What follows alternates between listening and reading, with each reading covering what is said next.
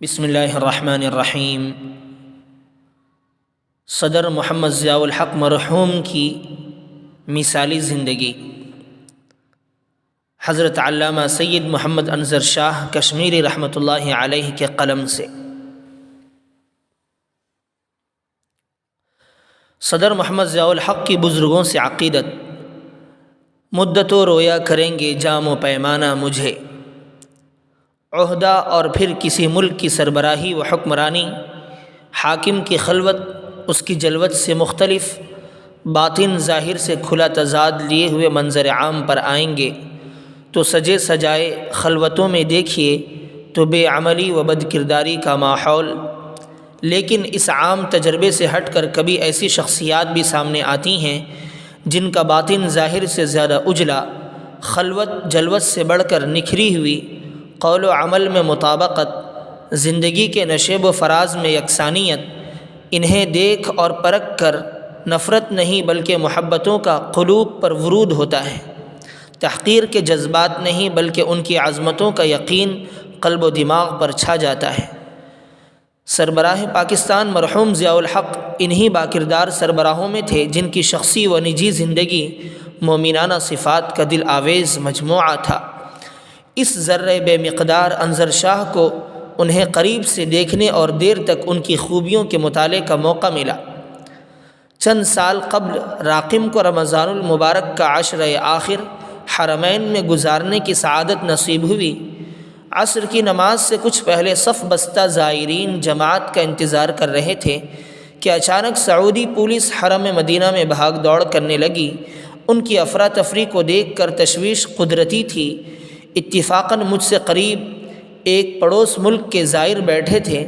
میں نے ان سے پوچھا کیا معاملہ ہے تو طنزاً بولے مولوی ضیاء الحق تشریف لا رہے ہیں۔ اتنے میں مرحوم صدر پہنچ گئے۔ رفل کا کرتا زیب تن، چھالٹی کا سفید پاجامہ، سر پر کروشیا کی بنی ہوئی ٹوپی، ہاتھ میں حمائل دلائل الخیرات مناجات مقبول وغیرہ۔ یاد رہے کہ حرمین میں دلائل الخیرات کے قبیل کی کتابیں ممنوع الداخلہ ہیں۔ غالباً یہ صدر پاکستان کی خصوصی رعایت تھی کہ ان پر کوئی روک ٹوک نہیں لگائی گئی۔ یہ بھی دیکھا کہ ان کے اکرام میں روضہ اطہر کا پہلا دروازہ کھول دیا گیا۔ صدر افطار کے وقت وہاں سے باہر آئے۔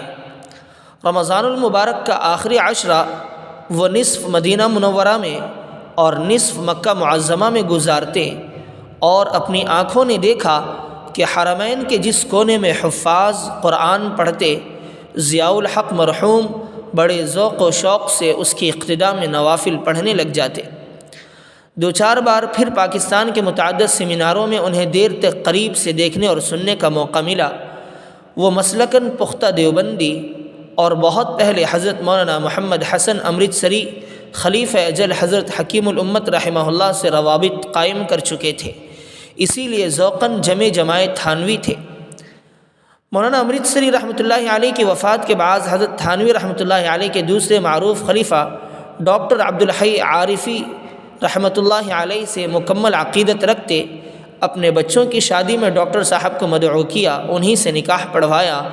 ایئرپورٹ پر ان کے استقبال کے لیے خود پہنچے۔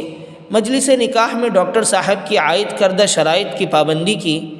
میں نے یہ واقعہ براہ راست ڈاکٹر عارفی صاحب مرحوم سے سنا کہ آخری شادی میں ان کو مدعو کیا گیا تو شب کو وہ صدر ہاؤس میں آرام فرما رہے تھے۔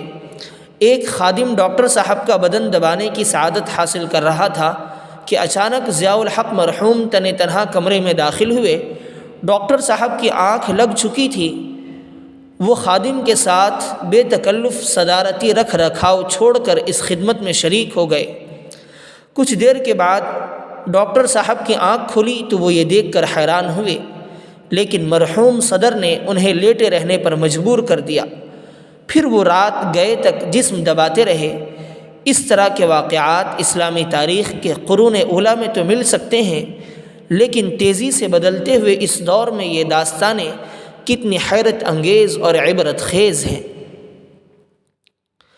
ڈاکٹر صاحب کی کراچی میں وفات ہوئی تو مرحوم صدر تدفین میں باقاعدہ نہ صرف شریک رہے بلکہ گریہ وزاری کے ساتھ شیخ وقت کی میت قبر میں اتارنے کے لیے کود پڑے۔ غالباً گزشتہ سال جب کہ مولانا مسیح اللہ صاحب جلال آبادی اسلام آباد پہنچے تو ضیاء مرحوم اپنی اہلیہ کو لے کر فرودگاہ پر آئے اور میں نے یہی سنا ہے کہ موصوف سے ان کو بیعت کرایا۔ لاہور میں مدرسہ اشرفیہ سے بالکل قریب مرحوم کی بہن رہتی ہیں، بھانجے حضرت مولانا مسیح اللہ خان صاحب سے بیعت ہے، ایک واپڑا میں معمولی ملازمت پر اور دوسرے روزگار کے لیے چھوٹی موٹی تجارت کا شغل اپنائے ہوئے۔ یہ ہمشیرہ مولانا امرتسری رحمۃ اللہ علیہ سے مسترشدانہ تعلق رکھتی ہیں، گویا کہ پورا گھرانہ حضرت تھانوی رحمۃ اللہ علیہ کے سلسلے سے وابستہ ہے۔ گزشتہ سال لاہور میں حضرت تھانوی رحمۃ اللہ علیہ پر ایک سیمینار میں ضیاء مرحوم صدارت کر رہے تھے۔ یہ بے بضاعت بھی شریک تھا۔ صبح 8 بجے سے 1 بجے تک بھاری بھرکم مقررین اور گنا قدر مقالات نگار التھانوی قدس سرہ کے علم و عمل، زہد و تقوی، تورع و احتیاط، عرفان رب میں ان کا ممتاز مقام، انہی عنوانات پر بولتے رہے یا سناتے رہے۔ مجھ ظلوم و جہول کو اس پر کڑھن ہو رہی تھی۔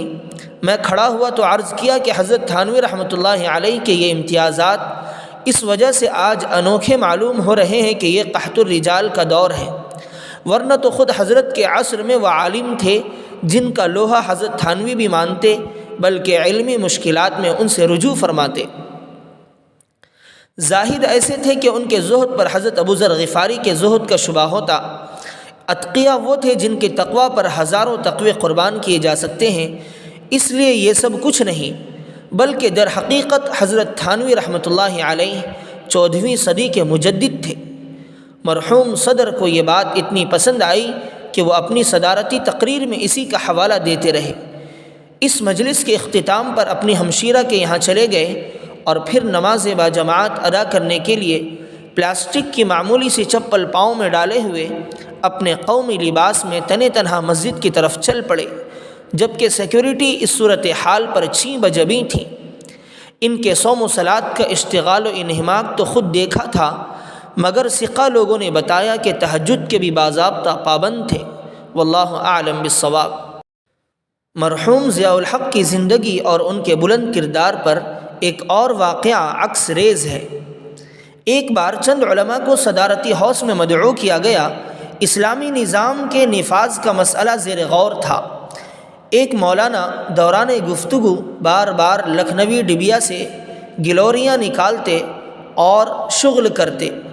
مرحوم صدر نے چٹکی لیتے ہوئے کہا، مولانا پاکستان میں پان کمیاب ہے، اس کی درآمد پر زر کثیر صرف ہوتا ہے۔ ملا باشد کے چپ نشود۔ مولانا صاحب دھڑلے سے بولے کہ صدر صاحب، آپ کی انگلیوں میں جو سگریٹ ہے وہ بھی غیر ملکی اور قیمتی ہے، اس کی درآمد پر پان سے زیادہ مصارف ہوتے ہیں۔ معتبر ذرائع سے سنا ہے کہ ضیاء مرحوم نے 2 انگلیوں کے درمیان دبی ہوئی سگریٹ کو پھینکتے ہوئے کہا، مولانا آج کے بعد آپ سگریٹ پیتے ہوئے نہیں دیکھو گے۔ صدر کی سگریٹ ہمیشہ کے لیے چھوٹ گئی، لیکن بے عمل واعظ آج بھی گلوریاں چیر رہے ہیں۔ مرحوم صدر کی چھوٹی بچی جو عام طور پر معوف الدماغ سمجھی جاتی ہیں، مرحوم ضیاء نہ صرف اس کو چاہتے بلکہ اس کے مجذوب ہونے کا یقین رکھتے۔ ایک مجلس میں خود سنا رہے تھے کہ میری یہ بچی اہم معاملات میں مجھے خدائی اشارہ سناتی ہے۔ چنانچہ پھانسی کے کسی مجرم کی ماں کی جانب سے مراحم خسروانہ کی اپیل مع مقدمے کی فائل کے صدر صاحب کے ہاں پہنچی۔ سردی شباب پر تھی اور پھر اسلام آباد کی سردی۔ شب کے 1 بجے مرحوم صدر نے اس فائل کو دیکھنے کے لیے اٹھایا۔ اچانک لڑکی اپنی خوابگاہ سے باہر آئی، مقدمے کی فائل پر ہتھیلی 3 دفعہ ماری اور انگلی سے نفی کا اشارہ دیا۔ صدر صاحب چونک گئے۔ اگلے دن پھر تیسرے دن یہی معاملہ ہوا۔ اب صدر کو یقین تھا کہ جسے مجرم بنایا گیا ہے وہ بری الذمہ ہے، لیکن فائل اتنی مضبوط تھی کہ شبہ کی گنجائش نہیں چھوڑی گئی تھی۔ ضیاء مرحوم نے اپنی ذاتی CID کو تحقیقات سپرد کیں۔ ابتدائی تحقیق کے بعد سزا یافتہ نوجوان کو صدر کے سامنے پیش کیا گیا۔ وہ صورتاً ایسا معصوم کہ اقدام قتل کا اس کے چہرے مہرے یا انداز سے شبہ تک نہ ہوگا۔ نوجوان سہما ہوا تھا۔ صدر کے دلاسا دلانے پر اس نے سب سے پہلے قرآن مجید ہاتھ میں لے کر بیان دیا کہ میں اس قتل کے گھناؤنے جرم سے قطعاً بری ہوں۔ مزید تحقیقات سے یہ انکشاف سامنے آیا کہ پولیس نے ایک الہڑ رئیس قاتل کو بھاری رشوت لے کر قتل کے الزام سے صاف بچا دیا اور اس معصوم غریب نوجوان کو مبتلا کر دیا۔ اس انکشاف پر بے گناہ مجرم نہ صرف بچ گیا بلکہ صدر کی ذاتی داد و دہش سے بہرہ اندوز ہوا اور مجرم بنانے والا عملہ پولیس کیفر کردار کو پہنچا۔ رہ گیا یہ خلجان کہ صدر کی زندگی کے خاتمے پر اس مجذوبہ بیٹی نے قبل از وقت خطرے کی گھنٹی کیوں نہیں بجائی؟ تو اس کا مختصر جواب یہ ہے کہ چوں قضا آید طبیب ابلہ شود، کہ جب انسان کا وقت آ جاتا ہے تو طبیب بھی بے وقوف ہو جاتے ہیں۔ مرحوم کی زندگی میں مخالفین ان پر بے بنیاد الزام لگاتے رہے، کبھی حریف سیاستداں اور کبھی ارباب جبہ و دستار، تاں کہ انہیں قادیانی تک مشہور کیا گیا۔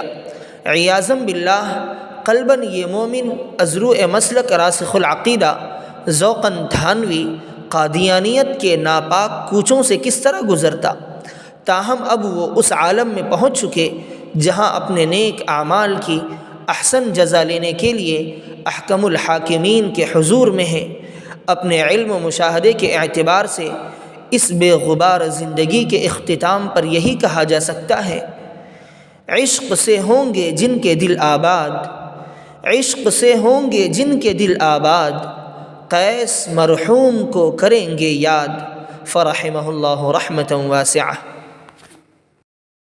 اسی طرح کے مزید معلوماتی ویڈیو حاصل کرنے کے لیے اور اکابرین کی مفید تحریریں سننے کے لیے ہمارے چینل کو سبسکرائب کر لیں اور گھنٹی کے بٹن کو دبا دیں۔ شکریہ۔